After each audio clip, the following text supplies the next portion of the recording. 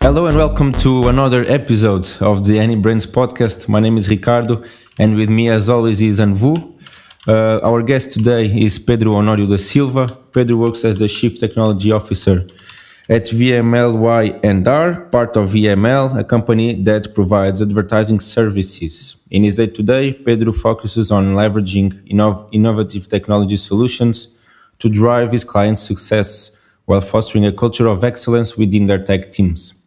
Apart from this, Pedro is the current president of the Portuguese Esports Federation. Welcome, Pedro, and thank you for accepting our invitation to be here. Thank you very much. Good morning, everyone, and very thankful for the invitation. Good morning, Pedro. Awesome. Good morning. Pedro, first things first, as we are talking about gaming, who is Pedro as a gamer? What were your first video games, and what are you playing now? Okay, so actually, I'm literally an old school. People would probably call me a boomer. So I actually started playing video games when my parents gave me my first personal computer. This was back in 1986, so very, very, very old school. Back it was ZX Spectrum, so it was very popular during the 80s and later on the 90s as well with PCs and other gaming consoles. So I was always very much a fan of real-time strategy games and adventure games. So I played a variety of games, most of them related to, as I said, RTS and adventure. I personally, my first contact with competitive gaming was late 90s with StarCraft. But I was not very good at it, so I kind of quit. But most of the times, what I enjoy playing is different kinds of games, from sports simulation like FIFA or eFootball. Also, Football Manager, played for quite a long time. Also, RTS games like I said, StarCraft or Warcraft. Which basically then introduced me to the only and one game that I've played regularly over the past probably 17 years, which is World of Warcraft. Nice. But here and there, I also play like League of Legends, Rocket League. Unfortunately, over the past few years, I don't really have a lot of time to play video games anymore, but I still try to play a little bit here and there. Are you still playing WoW then? Still I today? am. Yes. Oh, nice.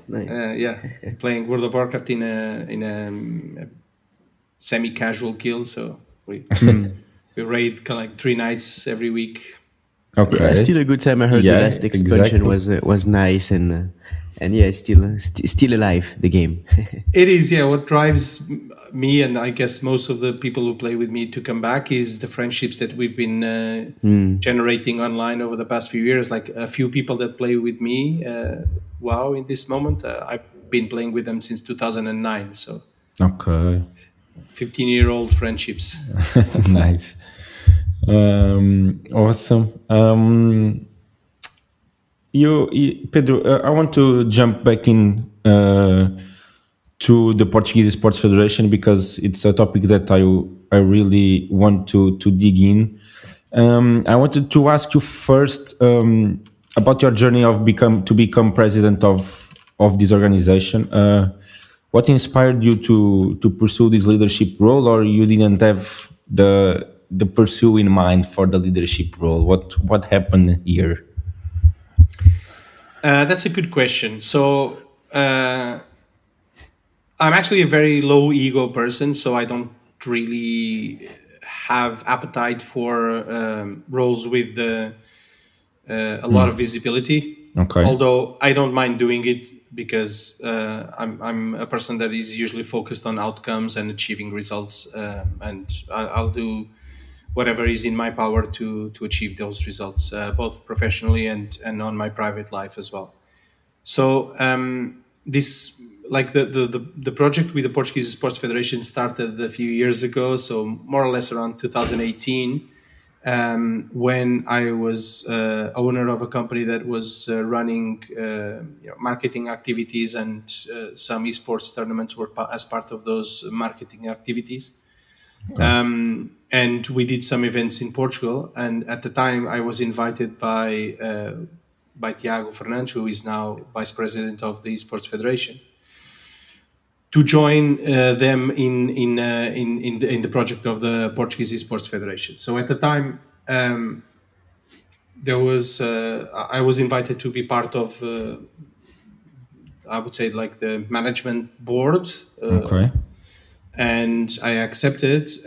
At the time, we started doing a number of activities in Portugal related to the main goal of the federation is to get the Portuguese government to recognize esports as a sport. And so I was mostly focused on that. Late 2020, I like, for personal reasons, I decided to step down from that role,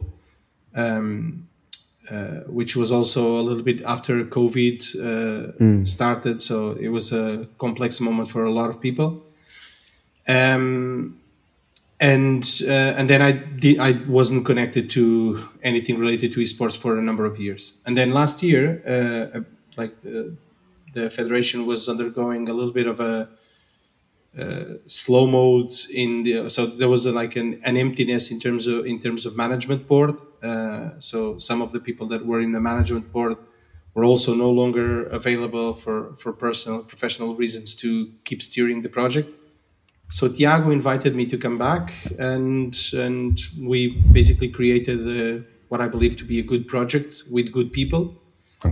And now we went back to it. So we went to elections. We did actually, for the first time in the history of the Portuguese Esports Federation, we literally followed all of the details that are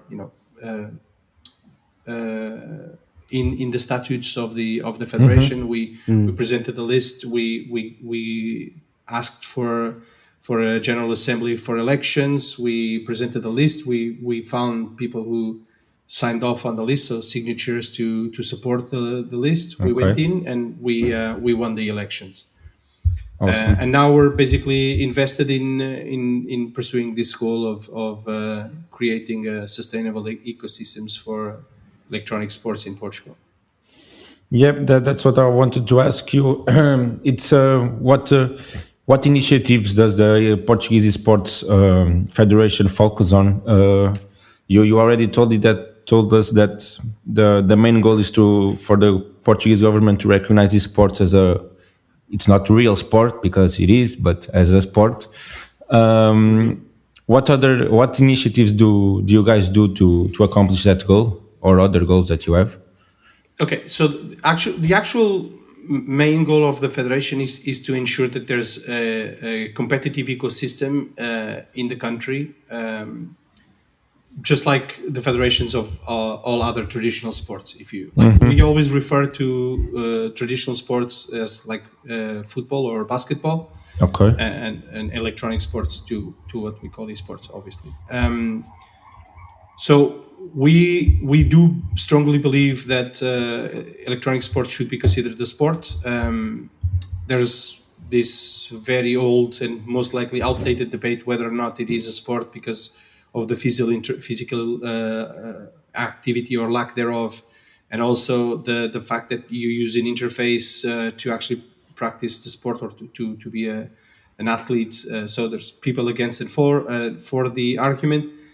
I don't really think that the debate should be that one, but it should be more focused on the actual impact on the communities, on the people nowadays, and also how important this sport is for people. Yes. Irrespective of that, so our main goal is to create this ecosystem where people can compete, where people can compete in a safe way, in a scalable way, in a sustainable way. Obviously, for us, that is only achievable, or probably not the only way, but I strongly believe that the best way to achieve this is for the governments around the world, in Europe and in obviously Portugal, recognize this as a sport. And that is the reason for that is because right now you have a lot of problems that could only be fixed, or the best way to fix them would be to recognize esports as a sport. One of them is the lack of financing. The other one is the lack of legal and tax structure to hire players or to create clubs. The existing clubs, for instance, in Portugal and in most countries around the world, when they hire, or at least countries where esports is not recognized as a sport, when they make a contract with a player for that player to play for their team, they can never use the actual term for which they are hiring the player. They can never say that they are making a contract with an esports athlete to play for their esports club. They have to create companies who are not esports clubs, like entertainment companies or youth associations or whatever, and they hire, I don't know, social media managers. They make contracts who have very little legal. They're not very legally sound. There's no tax. Always bending the law, kind of. I wouldn't say bending, but more like going around the law. Going around, exactly. Yeah. Right. And this would be because there is no official esports athlete status. Is that why they have to? Correct. All right. So there's no legislation that. So for instance, right now, in Portugal, most of the things have like a legal and tax setting. Correct. For instance, if I want to hire a journalist, I create a company which is, let's say, a newspaper. When I create the company, there's like what we call in Portugal the economical activity code, right? So I create a company, and this company has a code in which I can say, okay, so this is a newspaper, and automatically when I create this company with this activity economic code, it follows under a certain legal and tax scheme and setting. When I hire people, the people that I hire for that company are also bound to this legal and tax scheme. So I know exactly how much I can easily understand and consult on the law. How much would a news reporter cost in terms of salary? How much do I pay on like taxes, like Social Security, IRS, and all of that? And none of this exists for an esports athlete or an esports club. It does not exist. So tomorrow, other topics that are related to this. Tomorrow, I want to, for instance, hire a Portuguese that is a non-Portuguese national for my team. But let's say that this person is not from an European country where there's like Schengen law and people have freedom of working in any country. Let's say this person is from Africa or from South America or from the Middle East or from Asia or from America, North America. I could hire this person, but I could not make a visa for them, at least according to the activity that I have, because my company would not be eligible to make for instance, a sports visa for this athlete. Okay, because there's no legal setting for it. Okay, yes, it's another boundary, another barrier. Exactly. So putting legislation in place is fundamental so that we can actually run a successful activity. And furthermore, there is also another impact that we hope that the Portuguese government and the governments around the world also understand a little bit, which is all of these activities, although there is no legal and tax setting for it, they still occur. They still happen. Yes. So what happens is people are doing this, they're going around the law and they're not paying taxes. So this, like, the state is also losing. It's also losing. Yeah. Okay. Yeah, it's kind of a lose-lose scenario for everybody at this stage. And how do you see, for instance, the Portuguese government moving on these topics, and how are you received when I'm guessing it's close to lobbying what you're doing towards them? It's 100% lobbying. Yeah, well, not close then. Yeah, and lobbying is I would like to clarify that lobbying is not a bad thing, because of course. Lobbying is an actual profession in many countries. Exactly. A lot of people are lobbyists. That's what they do. They just facilitate things to happen. That's the definition of lobby, at least for me. So, and that's perfectly fine. I mean, right now the conversations are like a sort of a 50-50 in favor and against. So there's a lot of people that when we come in and argue for the people in government, right, and in public institutions, that when we come in and argue for the recognition of esports as a sport, they go and say, "Oh, come on, man, this is just like child's play. Okay, this is kid stuff. This is not a real sport." Yes, and then we go into an actual factual argument. So this for us seems heavily emotional based argument. So when we actually engage in a factual argument, like a few of them that we've engaged with, like the Portuguese Institute of Youth in the past, was like, okay, but this is not a sport. And then we ask why. Oh, because there's no physical activity. Okay, so where is the physical activity of chess? Exactly. Okay. And then or checkers or many other sports who are actually Olympic sports. And then there's no actual answer. There's like a diversion, or there's no, there's they try to escape the question. Exactly. And then there's usually some other argument, which is, okay, but like this is also not a sport because the athletes or the supposed athletes are not actually engaging in the sport directly. They're using an interface, which is the computer, the console, the mobile phone, to actually practice the sport. And then our question goes, okay, so why is like, and this may sound a little bit awkward for some of the listeners of your podcast, but there's an actual sport in Portugal, which is pigeon racing. Everyone laughs, but it's an actual sport, and with all due respect, it is an actual sport. In reality, what this sport consists of is, so people train pigeons, a flock of pigeons, to go from point A to point B in a certain amount of time, and it's a race. Okay. Yeah. And it is an actual sport. So like but basically the humans that run the sport are the coaches. But they are not running exactly. Yes, the actual athletes are the pigeons, the animals. Okay. But this is a sport, and it's recognized in Portugal as a sport. And so when we argue that esports is not a sport because there's an interface, so how does exactly that fit with, how is coherent with, for instance, pigeon racing or other sports where humans are not actually the athletes, but like they use animals or any other accessories to actually practice the sport. So I think, again, the argument shouldn't be focused on these limitations, but actually on the importance that these activities have for the general population.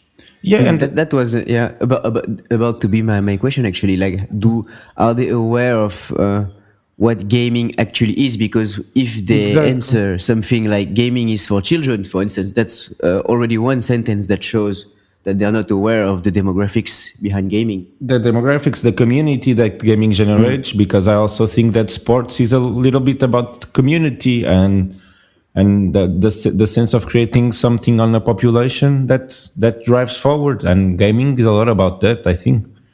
That's absolutely correct. And that's exactly what we advocate. So let's go back 100 years into the early days of football, which is, or soccer for American listeners. So 100 and so years ago, football was in its early stages, correct? And how did it grow? So someone introduced the sport to their friends, and then they started making teams and playing. And then these teams wanted to make tournaments and played. And then at some point it became so bigger and bigger and bigger, and became so big that they felt that there was a need to create a little bit of structure around it, because everyone was playing it, men, women, children, everyone was playing it, right? So they decided, okay, let's create a little bit of structure about this, because it can't be disorganized. It needs to be organized. And what happened then was they first gathered themselves in clubs, and then later on they gathered themselves in groups of clubs, what they call associations. And at least in Portugal, what happened was, which is very similar to most countries in Europe, is they created regional associations. So like Lisbon Football Association, Porto Football Association, right? And these associations were constituted by clubs, which in turn was constituted by actual people. And then these associations said, okay, we need to bring this at some point. This is becoming even bigger. We need to create an even, bigger organization that represents all its members towards the government of Portugal, towards the state, which is all of the people in the state, right? Yeah. And they created the Portuguese Football Federation. So these local associations, Lisbon, Porto, Faro, Coimbra Football Association, they created the Portuguese Football Federation. This is what is happening here. So esports is a community phenomenon. It's a digital community phenomenon. So I would won't really have a lot of trouble, and we also have those data, but I don't really have a lot of trouble backing up the fact that everyone that was born after the 1990s belongs to a digital community. So a community that has, especially the people who were born after the 2000s, a community of people that have never lived in the world where there was no internet or mobile phones or computer games. They don't know any other reality. Mm-hmm. So this is an intrinsic part of their reality. This is something that they do on a regular basis, like every single day. It's part of their lives. So this is where I believe the discussion should be focused. If this is something that people do on a daily basis as part of their life, as they used to do like 50 or 60 or 70 years ago with other sports, why ignore this? Now, then there is the argument whether this is a sport or this is a cultural or an entertainment industry. I would say that it's both, because there's a lot of people, the majority of people play video games nowadays. And as a percentage of that people like to play video games competitively. Mm-hmm. And this is the definition of esports, competitive video games. So this is where I think we should approach the problem. We should look into the numbers. And for instance, I can tell you, if we say that the general target of esports is a population that is aged now between, let's say, 10 and 40 years old. So you would look at right now, according to the old government's numbers, we have around 3 million people in this category that are aged 15 to 35. So about 3 million people in Portugal are aged. That's about a third of the country, right? It's a third of the population, okay?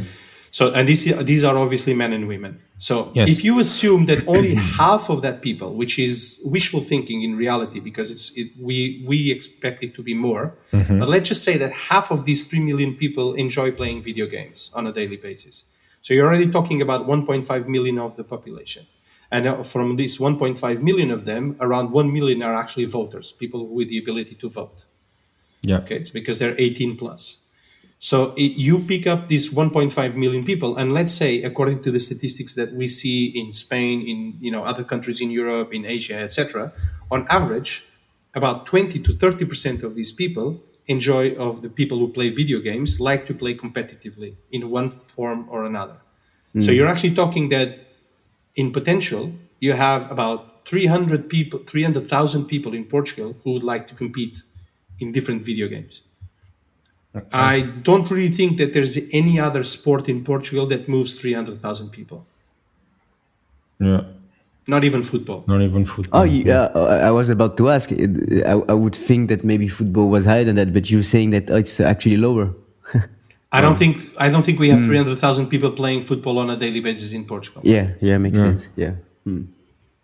I may be wrong though. No, but maybe you are not. But still a good argument. Because football has that physicality to it. When it is true, because to play competitive or even to play on a daily basis, you have to be physically fit and you have to have that availability. Whereas with esports, you need also to be fit, but you don't have the same barriers that football represents. Correct, and I would like to just clarify one thing here, so that this statement is not misinterpreted. I'm not saying that football has less than 300,000 fans.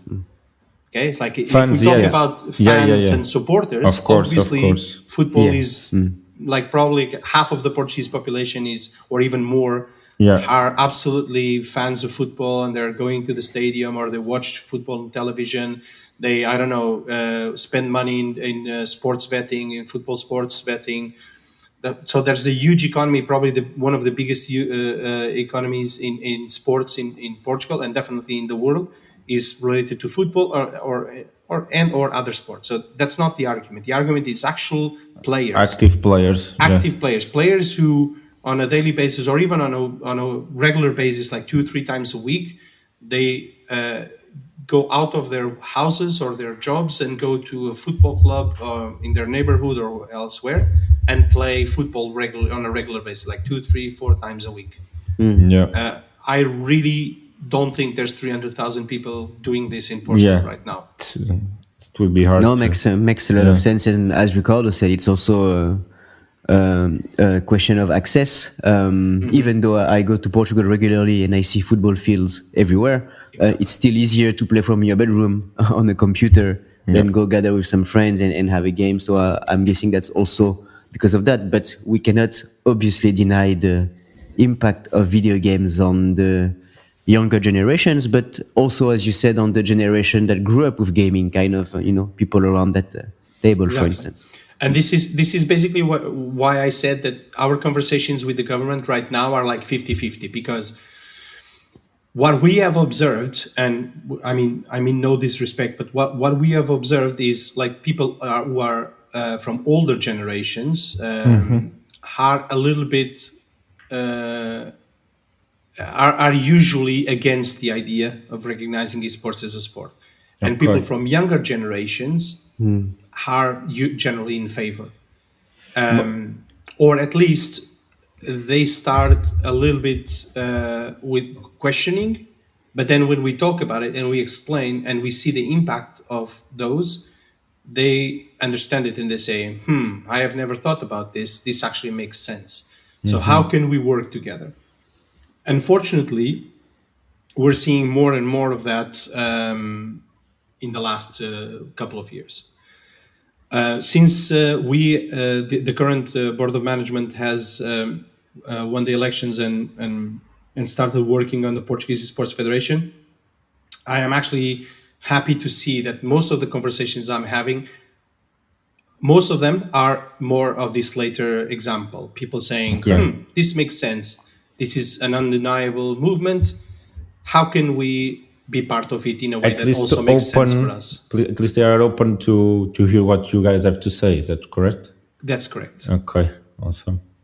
And how do you see the role of traditional sports organizations in relation to esports? Because principally on FIFA, I think you have the Portuguese League of FIFA, and you see the clubs from Primeira Liga joining this esport.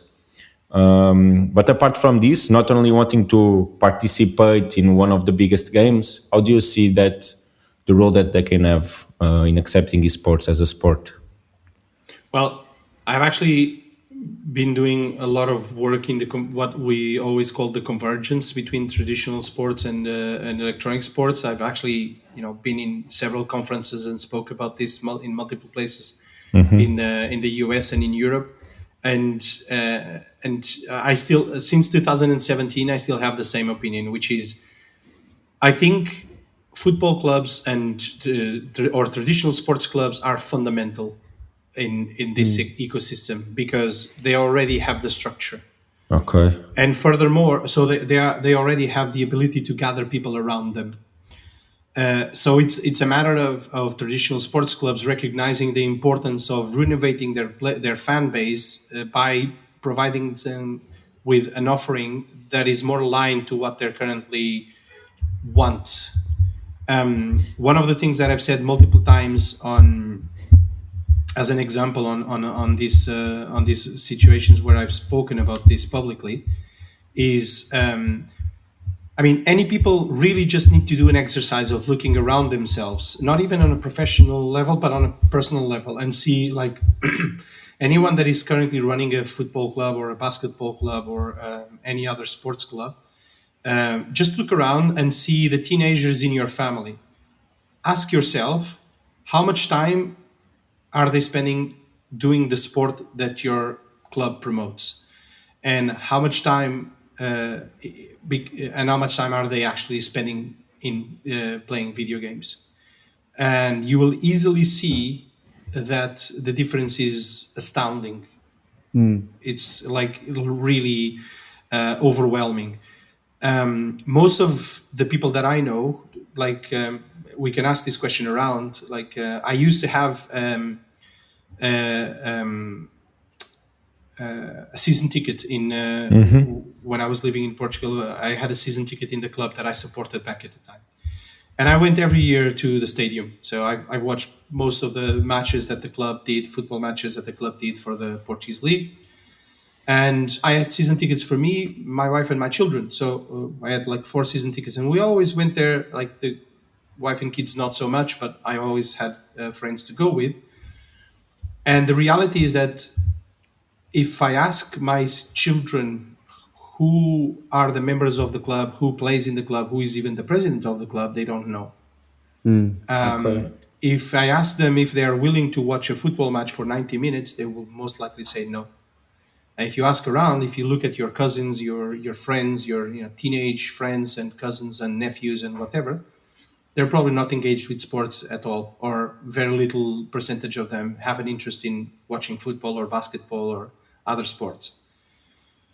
So I actually think it's critical for sports clubs to start looking at esports in the sense that this is something that interests them, and not as a marketing tool to bring To renew their fan base, kind of. Okay. Exactly. Not as a marketing tool to pull them to the sport that they promote, but as an actual sport that it's also available in this club, so that like teenagers can engage with them, youngsters can engage with their club, and still maintain the fan base, renew the fan base, and renew the amount of people who want to play for this club and have a love for the club and want to participate actively in the life of the club. Okay. Otherwise, what I fear will happen is in a few years from now, most of these big sports clubs will probably even ultimately be out of business because either they adjust to the reality of the market and what people in the market want, or they will just become like a tenth or even less of the size of what they currently have, and their business will reduce significantly because they haven't adjusted to the market. Okay. And ultimately, I wanted to talk about the Olympic sports banner, because we've already seen internationally some claims, especially I think League of Legends, and perhaps FIFA to be an Olympic sport. How do you see these claims? Okay, so that's a very good question, but multi-layered. So Yeah, to get there, yeah. Okay, so I can tell you what we believe in the Portuguese Esports Federation and what we are currently doing to address that. So we strongly believe that esports is a sport, right? So obviously we started working as members of the International Esports Federation and the European Esports Federation with the International Olympic Committee. So these organizations are already working with the International Olympic Committee in the sense of integrating esports as an Olympic sport. So this is an already publicly known directive from the International Olympic Committee to happen. As far as we know, the International Olympic Committee has also announced plans for Olympic Esports Games in 2025. So there will be the Olympic Games this year in Paris, and then there will be an event specifically dedicated to Olympic esports next year. And obviously, the instructions that the International Olympic Committee has provided to all of its national members is to work with their national esports federations towards making this a reality, towards having national representatives in the Olympic esports games. Therefore, we obviously have always been in contact with the Portuguese Olympic Committee over the past few years, since the first meeting I had with them was, I think, back in 2019, and we've had several meetings ever since. Like literally, we had a meeting last week where basically what is on the table is that as soon as the Olympic Games in Paris end, that we start working together towards the Olympic Sports Games in 2025. Okay. And there is obviously here there is like the Portuguese Olympic Committee is a good example of what I mentioned earlier. So there are people inside the Portuguese Olympic Committee who don't think esports should be recognized as a sport, and then there's another group of people who think that it should, and that the Portuguese Olympic Committee should participate in the Olympic Sports Games and should bring a national team there. Now, the responsibility of bringing athletes to the Olympic Sports Games is the responsibility of the Portuguese Olympic Committee, obviously. Okay. But it's the same thing with any other sport.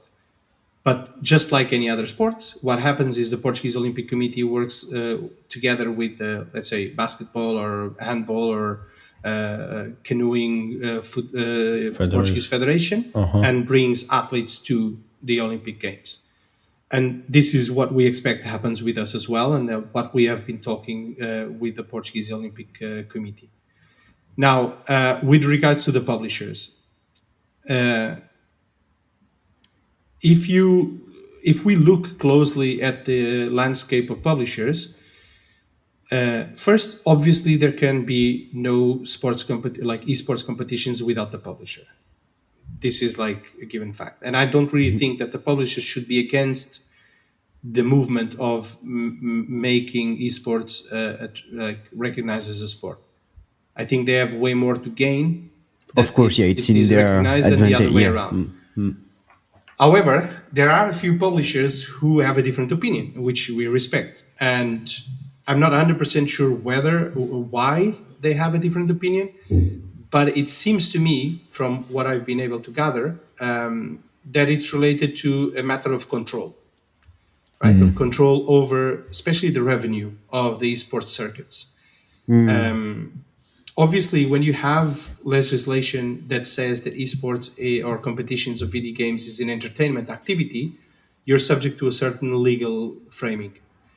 When that same competition is framed under the sports legal setting, then the framing is different. When it comes to, for instance, sports betting revenue, with the actual sponsorship revenue and the distribution towards the participants of those competitions, that needs to follow a different legislation. And I believe this is probably and the fact that there is like each country will then have its own legislation about this is probably what is somehow creating a little bit of a sense of fear from the publishers to get involved in this, because it may become overwhelming at some point. And I think they fear that it may limit their operations. Yeah, and I'm guessing also like a fear of losing control over their title and the access to the title. But technologically speaking, it's a bit more complicated. If I'm to make a parallel with football, for instance, it's almost like the inventors of football at some point lost control on their ability to control who is playing football and who is not. But that's something fairly natural because of the easy access to that sport. And do you think that's why some publishers are against this? It's because they might lose that control? Eventually, but I think there is an important distinction that we need to do in the example that you gave. So I always give this example to kind of illustrate our point of view. So let's say who in reality owns football, the sport itself? Yeah. No one. No one owns football. Like, yes, the professional and the amateur competitions of football are regulated by FIFA, which then, through its continental and regional members, regulates how the amateur and professional competitions in each country are run. But if I want to make a football tournament in my house, right? Let's say I have a backyard and I want to do a football tournament in my backyard, and I want to invite whoever I want to invite. And I want to say that the tournament is like a 20 million euro prize pool, but you can only score goals with your elbow inside the small area. I changed the rules of the game. Okay? I can do this, and the Portuguese Football Federation cannot say anything against it, because it's my house, it's my money, and I do whatever I want in my private property, right? However, the fact that in esports you have a publisher who is a private company who has intellectual property rights over the subject of the tournament that you try to do, this is completely different. So taking the same example, I want to do a tournament in my backyard. I bring 10 computers. I want to do a League of Legends tournament, for instance. And I want to offer the same 20 million euros or 15 million euros prize pool. And I want to invite whoever I want to play this tournament. And I change the rules of the game. I say that you can only pick 3 euros on a normal League of Legends, an ARAM tournament or whatever it is. I change the rules of the tournament. It's very likely that the publisher will come and say, hey, no, you can't do that. Because you need to go through a licensing process. And if we decide not to grant you the license, you can't run the tournament. Or you can, but then you will be subject to penalizations according to the legislation of intellectual property and the violation of copyright. Okay, yes. So this is why we strongly believe that, first, esports should be recognized as a sport, but at the same time, there should be created specific legislation for this sport. So I don't really think that just putting esports under the same legislation of other sports it will work, because the sport in itself, esports, has a lot of specificities that do not exist in other sports. So it requires specific legislation. So what if tomorrow somebody was to create some sort of open source game free of any licensing or IP as a whole?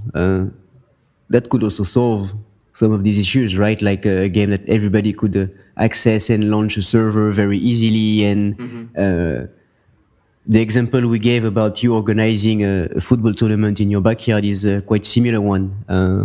That may be a way out, I would say. Do you know people that are working on something like this, for instance? I don't really know anyone that works in software development that does things open source and just makes them available for the general public to play and generate tournaments of millions of euros without actually having a commercial intent behind it. I see what you mean. Yeah, makes sense. We would have to find some very special people, engaged, committed people to do something like this. But even then, when it became, most likely what would happen is when the community and the game would become too big, it would be acquired by some private corporation anyway. Yeah. So, I don't really think excluding the publisher is the solution. It's quite the opposite. The publisher needs to be at the center of these discussions, because at the end of the day, it is a private company. And if the state of any country, which I would like to remind, the state is not a group of people running the government, but it's the whole population of that country. The government is just the people who the population chose to represent themselves, to represent them. So if we want to if we want to actually serve the population right, we need to create an ecosystem that it fosters growth, economic, cultural, and social growth, and educational growth. And that is also involving the publishers. So the publishers are private companies. We want the publishers to be profitable companies and to have profit on the software that they develop, the games that they develop. We want them to be successful, because that in turn generates revenue for the economy at multiple levels. So the more successful the publishers are, the more successful the tournaments and the competitions will be, which will in turn create better financial conditions for the tournament organizers, the athletes competing, the clubs competing, and basically also more return for the sponsors who want to support these competitions. So at the end of the day, it's a good solution for everyone, for us to create an ecosystem that is regulated, safe, sustainable, and that allows growth of all the involved parties, not just one or two of the involved parties. If that makes any sense. Of course, it does. And when you look at through the perspective of the publisher, then how do you see them reacting to all this? Because I know they are trying to do some stuff, but what we don't know is their own position on all of this. Well, I do know about the position of some of the publishers. some of the publishers, because we have been meeting with a number of publishers as well, because one of our missions at the Portuguese Esports Federation is also to create more competitive space. And again, what we usually do is we engage with the publishers and say, hey, we would like to run or to help support the establishment of a competition at the national level in our country, but we think that you should be involved in this process, and you should tell us how do you feel comfortable in us supporting or running these events and these competitions, and how those could fit into your overall esports ecosystem. Yeah. So I think this shows an openness to collaborate. And what has been happening is some of the publishers say, hey, this is an interesting approach. Let's see how we can operate together to make the ecosystem grow in this country. Because at the end of the day, if we can help promote their game to more people, then they will have more players, right? So the potential for them to make more money is there. Also, by setting a specific legal and tax frame to this activity, then obviously publishers at some point, if they have certain weight in the economy, they will know exactly how much weight they have in the economy, and then they will be able to say, hey, government, can we negotiate a specific tax regime for these activities, which is basically what every other economic sector does, right? So these are many there are many possibilities for this. At the same time, there's other publishers who go like, no, we don't want to engage in any conversation. We don't want to engage in any of this. We find this approach not very collaborative in one sense, and we believe that this also doesn't promote the best interests of the players. Okay, so what happens in some competitions, for instance, in Portugal, is who are licensed by the publishers, is that the competitions are held, and then there are problems with the competition, which go as deep as prize pools not being paid, clubs ending because they make commitments with their players based on the commitments that the tournament organizers make with the clubs, and the tournament organizers make these commitments based on the commitment they have with the publishers, right?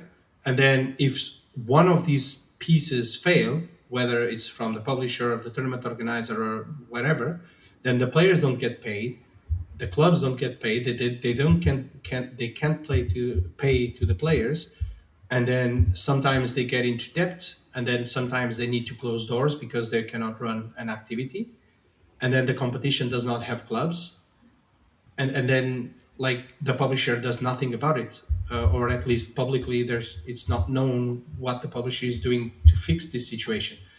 So at the end of the day, the tournament organizer is not